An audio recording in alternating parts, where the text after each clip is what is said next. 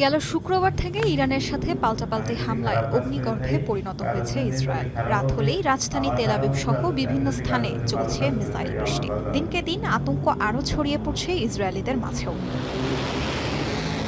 রাত হলেই হামলার শঙ্কায় নাজেহাল ইসরায়েলিরা। নিজ বাসা ছেড়ে আশ্রয় নিচ্ছেন স্থানীয় বম শেল্টারগুলোতে। যেসব শহরে পর্যাপ্ত শেল্টার নেই তারাই পড়েছেন সবচেয়ে বিপদে। উপায় না পেয়ে শহরের আন্ডারগ্রাউন্ড রেল স্টেশনে রাত্রি যাপনের জন্য ভিড় করছেন তারা।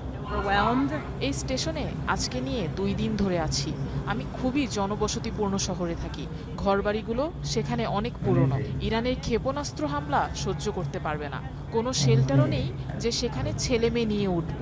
আমি খুবই আতঙ্কিত। এখন এই আন্ডারগ্রাউন্ড স্টেশনই বাড়ির চেয়ে নিরাপদ মনে হচ্ছে। রাত কাটানোর জন্য এখানে বাধ্য হয়ে এসেছি। রাতের বেলাতে বেশি হামলা হয়। সন্ধ্যা 7টায় আসি, আবার পরের দিন সকাল 7টায়